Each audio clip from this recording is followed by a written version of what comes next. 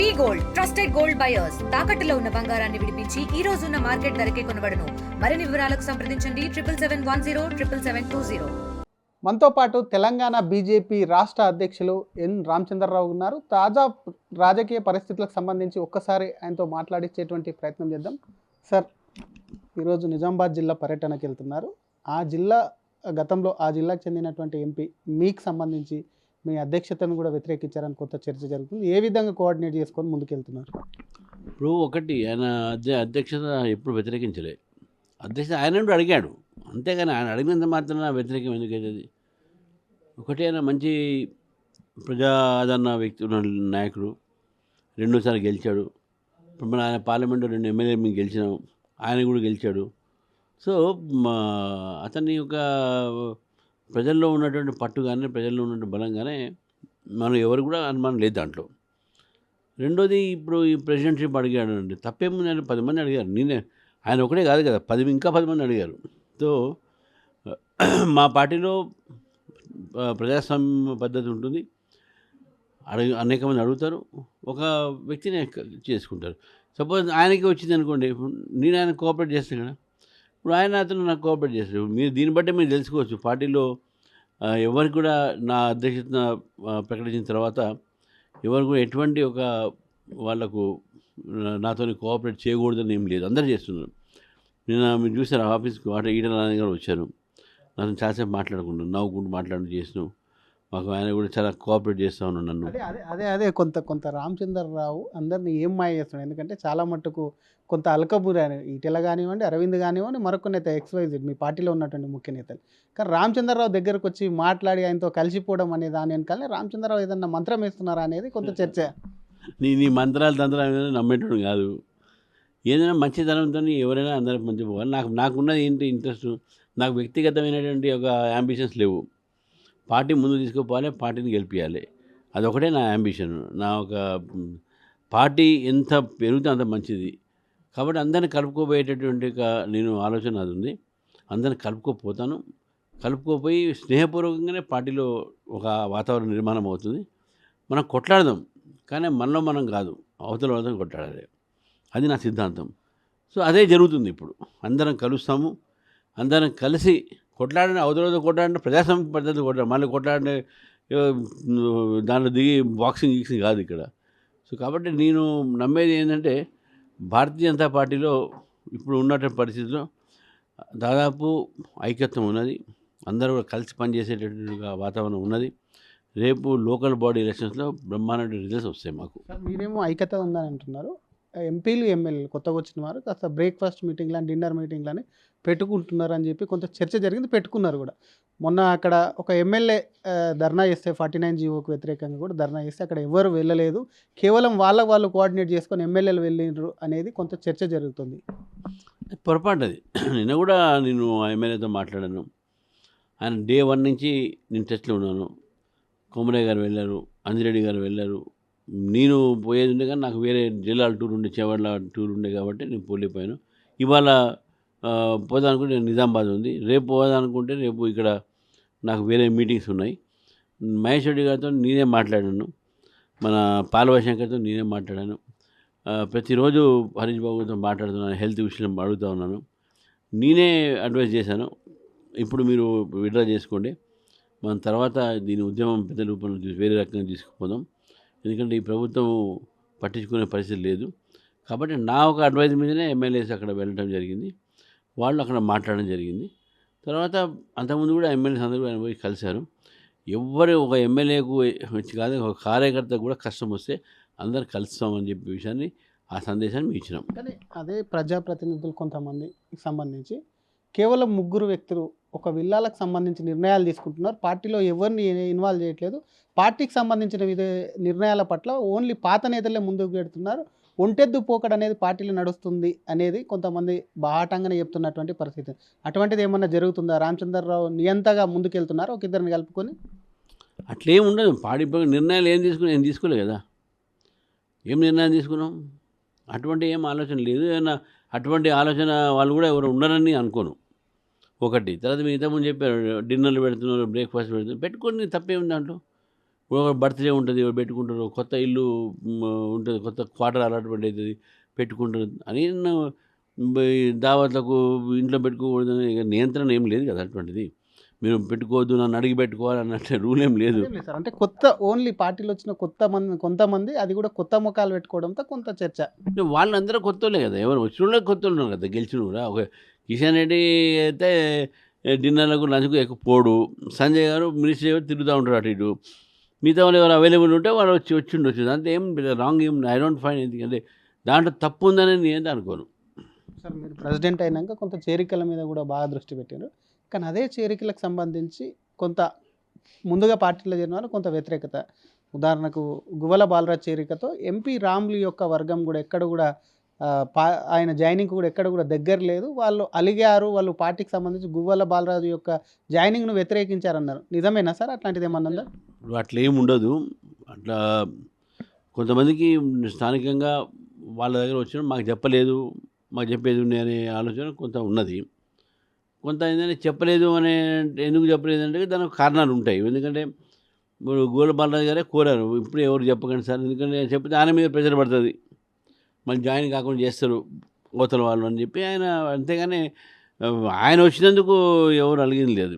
మాకు కూడా తెలిసేది ఉండే అనే ఒక ఉంటుంది. ఎవరికైనా ఏ లీడర్కైనా ఏముంటుంది, నాకు చెప్పేది ఉండే అనే ఉంటుంది. కానీ అట్లా ఏం లేదు. గువ్వలతో పాటు 10 మంది బీజేపీలో చేరతారు, 15 మంది చేరతారని పెద్ద ఎత్తున చర్చ. మీ జిల్లా పర్యటన అనంతరం ఒక్కొక్క జిల్లా నుంచి మాజీలు కానివ్వండి, తాజా నేతలు జాయిన్ అవుతారన్న. అటువంటిది ఎప్పుడు చేరబోతుంది? ఇంకా మహబూబ్‌నగర్ నుంచి జాయినింగ్స్ ఉన్నాయా సార్? మహబూబ్‌నగర్‌తో పాటు ఏ జిల్లాలు ఉన్నాయి? అన్ని జిల్లాల్లో కూడా మాకు ఉన్నారు. చాలామంది మాతో కాంటాక్ట్ చేస్తున్నారు. వాళ్ళందరూ కూడా సమయం కోసం చూస్తూ ఉన్నారు. ఇప్పుడు ఏం చేయనంత మాత్రాన ఇప్పుడు ఒక లోకల్ బాడీ ఎలక్షన్స్ మాత్రమే ఉన్నాయి. ఇప్పుడు మా కాన్సన్ట్రేషన్ అంతా కూడా గ్రామాలలో పోయినప్పుడు జెడ్పీటీసీలు, ఎంపీటీసీలు, మాజీ ఉన్న వాళ్ళందరూ కూడా చేరుతున్నారు. సర్పంచ్లు చేరుతూ ఉన్నారు. ఇది ముందు ఈ యొక్క ఇది అయిపోయిన తర్వాత దీనిలో కొంతమంది వేరే వాళ్ళు కూడా చాలామంది చేరుతున్నారు.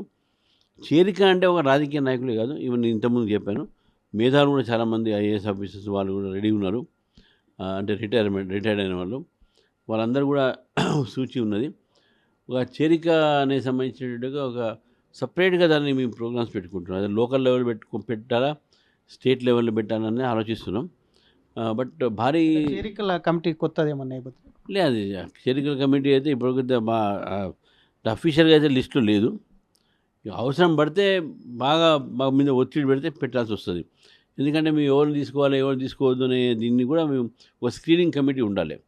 ఇప్పుడు ఫర్ ఎగ్జాంపుల్ ఒక వ్యక్తి మీద క్రిమినల్ కేసెస్ చాలా ఉంటాయి. ఆ వ్యక్తి మీద మన కొన్ని కేసెస్ ఉంటాయి. దాన్ని రేపు మేము కూడా ఎక్స్ప్లెయిన్ చేయలేము. అటువంటి వ్యక్తులకు స్క్రీనింగ్ కోసమైనా కమిటీ పెడుతుంది. డెఫినెట్గా మేము ఎవరిని తీసుకోవాలి, ఎవరిని తీసుకోవద్దు అనేది అంతవరకు అయితే ఒక కమిటీ ఉంటుంది. రామచంద్రరావు ఆధ్వర్యంలో పనిచేసేందుకు కొత్త కమిటీలో చోటు కోసం చాలామంది పెద్ద ఎత్తున పోటీ పడుతున్నట్టు సమాచారం. కొత్త కమిటీ ఎప్పటిలోపు రాబోతుంది సార్? ఎంతమందితో కమిటీ వచ్చే అవకాశం ఉంది? 20 మందితో మెయిన్ కమిటీ. 20 మందిలో ప్రెసిడెంటు నేను, ట్రెజరర్ ఒకటి ఉంటుంది. దీంతో పాటు 18 మంది. ఈ 18 మందిలో కేవలం 7 లేడీసు, ఆ 18 మంది 7 లేడీసు, 3 ఎస్సీ ఎస్టీలు, 10 అయిపోతాయి. 8 మంది మిగులుతాయి. ఆ 8 మంది ఇప్పుడు ఆ 8 మంది కోసం మొత్తం 800 మంది దాని మీద ఉన్నది. సో న్యాచురల్గా ఉంటుంది కొంత రాజకీయం అనే తర్వాత. ఇప్పుడు మాకు కాంగ్రెస్ పార్టీలోనో, బీఆర్ఎస్ పార్టీలోనో 56 జనరల్ సెక్రటరీలు, 100 వైస్ ప్రెసిడెంట్ లేవు కదా. మాకు 8 వైస్ ప్రెసిడెంట్లు ఉన్నాయి, 8 సెక్రటరీలు ఉన్నాయి, 3 జనరల్ సెక్రటరీస్ మాత్రమే ఉన్నాయి. మరి అందులో మహిళలకు ఇవ్వాలి, ఎస్సీ ఎస్సీలకు ఇవ్వాలి. మళ్ళీ ఇన్ని పుల్స్ అండ్ ప్రెజర్స్లో న్యాచురల్గా కొద్దిగా కష్టమైన పని. మామూలుగా అంత అసలు సులభమైన పని కాదు. మనం అందరినీ సాటిస్ఫై చేయలేము కూడా. అయితే మనకి ఎంతైతే పిండి ఉంటుందో అంత రొట్టె చేసుకోవాలి. మనం పిండి కన్నా ఎక్కువ రొట్టె చేయాలనుకోండి, ఆ రొట్టె అంతా కూడా ముక్కలు అయిపోతుంది. కాబట్టి మంచి పిండి మంచి కలిపి మంచి రొట్టెలు తయారవుతుంది. ఏం పర్లేదు. మంచి కమిటీ వస్తుంది. అందరూ ఆమోదకరమైన కమిటీ వచ్చే దానికి ప్రయత్నం చేస్తున్నాం. వారం రోజులు అయిపోతుంది నేను అనుకుంటున్నాను. మరొకసారి జూబ్లీ హిల్స్కి సంబంధించి కొంత చర్చ జరుగుతుంది. పార్టీలో ఉన్న వాళ్ళు కానీ పార్టీ నుంచి బయట నుంచి కూడా కొంతమంది వస్తారు, పార్టీకి వాళ్ళు బీజేపీ తరఫున పోటీ చేస్తారని కొంత ఉంది. దాని మీద కొంత క్లారిటీ, ఎందుకంటే కిషన్ రెడ్డి గారిని అడిగితే మీ మీద చెప్తున్నారు, మీరు అడిగితే కిషన్ రెడ్డి గారిని చెప్తున్నారని కూడా శ్రేణులు కూడా కొంత కన్ఫ్యూజ్ అవుతున్నారు. ముందస్తుగా ఎవరికో ఒకరికి ఇస్తే వాళ్ళు పని చేసుకుంటారు కదా అనేది కూడా ఒక చర్చ. దాని మీద ఏమంటారు? ఇప్పుడు కిషన్ రెడ్డి గారు పార్లమెంట్ సెగ్మెంట్ అది, మా పార్టీలో సీనియర్ నాయకుడు కూడా. ఇప్పుడు ఆయన్ని కాదని డిసైడ్ అయితే చేయము చేయకూడదు కూడా ఒకటి. రెండోది, ఎలక్షన్స్ అనగానే చాలామంది ఆశాభావాలు ఉంటారు. ఆశాభావాలు అందరూ కూడా వాళ్ళు మమ్మల్ని అడుగుతున్నప్పుడు చూద్దామని చెప్తాం. తర్వాత మా పార్టీలో సిస్టమ్ ఏంటంటే ఎలక్షన్స్ కమిటీ ఎప్పటివరకు డిక్లేర్ చేయదు, అప్పటి వరకు ఆ సీటు వేకెంట్. అంటే నేనే తప్పేం లేదు అడగటంలో, కానీ ఎలక్షన్స్ నీ క్యాండిడేట్గా ఉంటాను పని చేసుకోవడంలో తప్పేం లేదు. కాకపోతే ఏంటంటే అఫీషియల్గా అనౌన్స్మెంట్ ఏది ఉంటుందో అది ఎలక్షన్ కమిటీలో నిర్ణయం అయిన తర్వాతనే ఆఫీషియల్గా అనౌన్స్ చేస్తారు. అది ఇప్పుడు ఉన్నటువంటి పరిస్థితి. డెఫినెట్గా మనం చూద్దాం, దాని టైం ఉన్నది. ఆశాభావాలు చాలామంది ఉన్నారు, లేదని కాదు. మంచి వాతావరణం కూడా ఉన్నది కాబట్టి ఇంకా ఎక్కువ మంది అడుగుతారు. అంతే. ఇంకా ఎలక్షన్స్ కమిటీ కూడా మేము ఫామ్ చేయాలి. ఆ ఎలక్షన్స్ కమిటీ కూర్చున్న తర్వాత అందులో డిసైడ్ చేస్తాం ఎవరికి ఇస్తే బాగుంటుంది. అప్పుడు అఫీషియల్గా అనౌన్స్ చేస్తాం. అప్పుడు సార్, కాంగ్రెస్కు సంబంధించి ఒక్కసారి చూస్తే ఇక్కడ ఉన్నటువంటి ప్రభుత్వం స్పీకర్ కొంతమంది ఎమ్మెల్యేలు ఎవరైతే పార్టీ మారినటువంటి ఎమ్మెల్యేలు ఉన్నారో వారి మీద కొంతమందికి నోటీసులు ఇచ్చి ఇంకొంతమందికి ఇయ్యలేరు అనే చర్చ జరుగుతుంది. సుప్రీంకోర్టు తీర్పుకు అనుగుణంగా కూడా నోటీసులు ఇస్తే ఎవరెవరి రద్దయ్యే అవకాశం ఉంది. ఎందుకంటే మీరు ఒక అడ్వకేట్ కూడా, దానికి సంబంధించి ఏం చెప్తారు సార్? అంటే స్పీకర్ నిర్ణయం పట్ల. స్పీకర్ నిర్ణయం తీసుకోవాలి, సుప్రీంకోర్టు చెప్పినందుకు కాదు, నైతికంగా కూడా చూసుకోవాలి. ఎందుకంటే ఒక వ్యక్తి పార్టీ మారితే ఇమ్మీడియట్గా తన సీట్ ఖాళీ అవుతుంది. ఇప్పుడు మీరు కర్ణాటకలో కూడా ఇటువంటి పరిస్థితి వచ్చినప్పుడు లాస్ట్ టైం బీజేపీ పార్టీలో కొంతమంది కాంగ్రెస్లో చేరినప్పుడు వాళ్ళు రిజైన్ చేసి మళ్ళీ పోటీ చేసి మళ్ళీ గెలిచారు. ఒక ఆయన ఓడిపోయాడు దాంట్లో. అంతేగానే మీరు పార్టీలు మారుతుందంటే మన యాంటీ డిఫెక్షన్ లాగా అర్థమైంది. తర్వాత ఆశ్చర్యం ఏంటంటే మీరు గెలిచింది ఒక సింబల్లో ఎమ్మెల్యేగా, విత్ ఇన్ 6 monthsలో అదే వ్యక్తి వేరే సింబల్ మీద మళ్ళీ బీఫామ్ తీసుకొని ఎంపీగా పోటీ చేస్తారు. ఇది ప్రజాస్వామ్యంలో మనం ఏ సంకేతాలు మనం ఇస్తున్నాం? అంటే పార్టీ ఫిరాయింపుదారులను మనం ప్రోత్సహిస్తున్నామా? ఈ రకమైనటువంటి ఒక హార్స్ ట్రేడింగ్ మనం ప్రోత్సహిస్తున్నామా? ఇది చాలా సీరియస్ అయిన ఆలోచన. స్పీకర్ ఎవరైనా సరే, అది వ్యక్తి విషయం కాదు, ఆ స్పీకర్ ఆఫీస్ అనేది చాలా ప్రాముఖ్యత చెందుతుంది. అది చాలా పవిత్రమైనటువంటి ఆఫీసు. సరైన నిర్ణయం తీసుకోవాలి. నా దృష్టిలో అయితే ఇప్పుడు ఎవరెవరైతే పార్టీ మారారో వాళ్ళందరూ కూడా డిస్క్వాలిఫై. అది ఏ పార్టీ నుంచి అయినా కానీ రూలింగ్ పార్టీ పోయినందుకు the all should be disqualified. ఎంతైనా కొంతమంది ఎమ్మెల్యేలు మేము ఇంకా బీఆర్ఎస్లోనే ఉన్నామని బహిరంగంగా ప్రకటిస్తున్నారు. లేఖలు కూడా స్పీకర్కు రాస్తున్నారు, మేము ఇంకా బీఆర్ఎస్లో ఉన్నాం, కాంగ్రెస్ కండు కప్పుకోలేదు, ఆ దేవుడు కండు అది ఇది అని వాళ్ళు కొంత కప్పిపుచ్చుకునే ప్రయత్నం చేస్తున్నారు. ఆ టెక్నికాలిటీస్లో వాళ్ళు తప్పించుకునే ప్రయత్నం చేస్తారు. అట్లయితే అది వాళ్ళ బీఆర్ఎస్ వాళ్ళు నిర్ణయించుకోవాలి, వాళ్ళ పార్టీలు ఉన్నారా లేదా వాళ్ళు మాట్లాడాలి, మేము కాదు. కానీ ఒకవేళ పార్టీ మారితే మీ సీటింగ్ అరేంజ్మెంట్ తెలిసిపోతుంది ఎవరు ఏం చేసిపోయారని. దాంతో మాత్రం డెఫినెట్గా డిఫెక్షన్ లా వస్తుంది. ఆ డిఫెక్షన్ లాలో వాళ్ళ ప్రకారం వాళ్ళ సీటు వేకెంట్ కావాల్సి ఉంది, రిజైన్ చేయాలి, వాళ్ళకి డిస్క్వాలిఫై చేయాల్సి ఉంది. కాంగ్రెస్కు సంబంధించి కొంతమంది ఎమ్మెల్యేలు ప్రత్యేకంగా సమావేశం ఏర్పాటు చేసిన ముఖ్యమంత్రి మీద తిరుగుబాటు అనేది కొంత చర్చ జరుగుతుంది. ప్రధానంగా రాజగోపాల్ రెడ్డి ఉన్నాడు, అందులో బీజేపీ పాత్ర ఏముందో, వాళ్ళ తిరుగుబాటుని ఎలా చూస్తారు? ప్రభుత్వం మీద తిరుగుబాటు అని అనుకోవచ్చా? ఇప్పుడు వాళ్ళది ఇంటర్నల్ మ్యాటరు.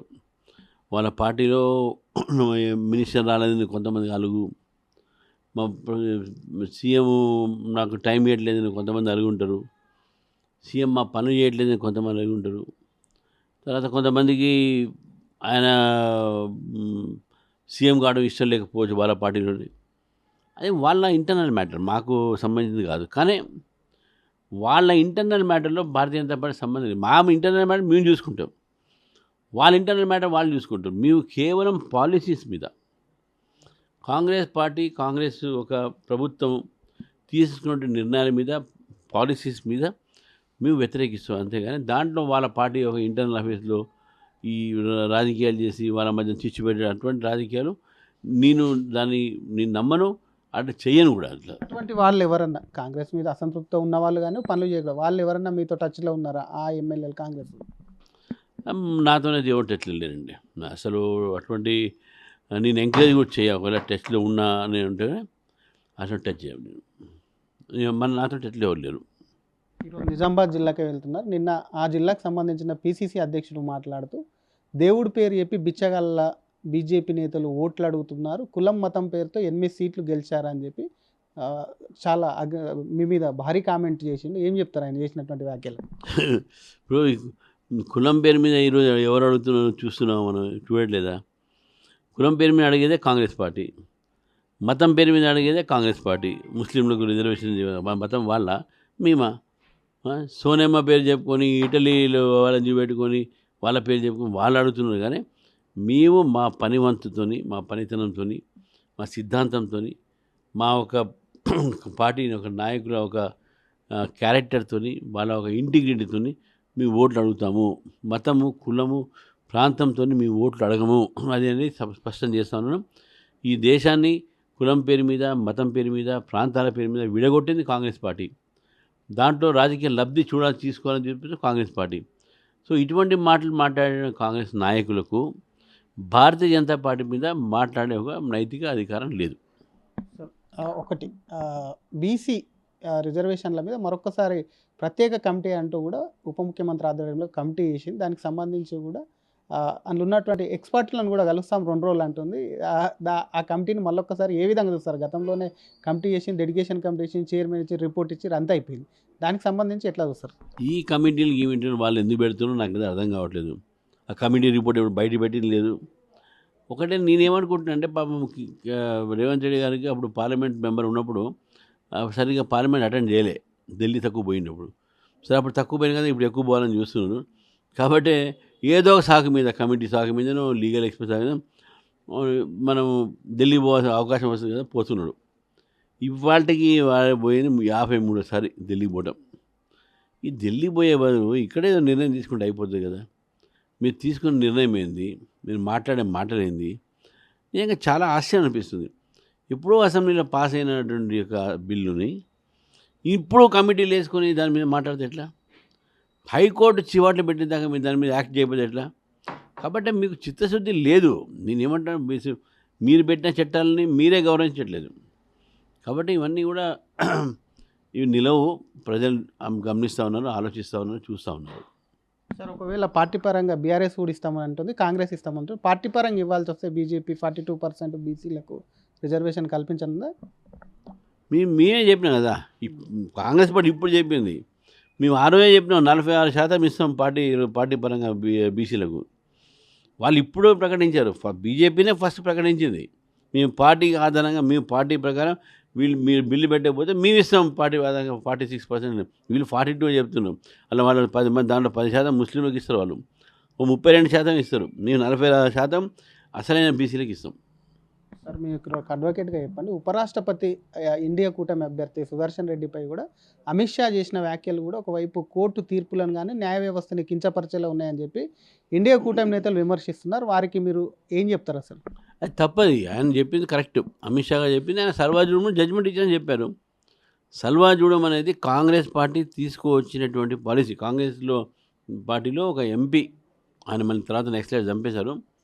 ఆయన తీసుకొచ్చినటువంటి గ్రామాలలో ఈ నెక్సలైట్స్ అభివృద్ధి కార్యక్రమాలు చేయనీయట్లేదు. గ్రామాల్లో కూడా వాళ్ళ ప్రొటెక్షన్ కోసం వాళ్ళకి ఏదైనా చేయాలని చెప్పేసి వాళ్ళ దగ్గర కూడా ఆయుధాలు, ఎందుకంటే నెక్సలైట్స్ దగ్గర ఆయుధాలు ఉంటాయి, మరి వీళ్ళ దగ్గర ఉండకపోతే ఎట్లా? మరి గ్రామాల్లో వాళ్ళ రైతులకు పంటలు పండనీయట్లేదు, వాళ్ళు పనులు చేయనీయట్లేదు.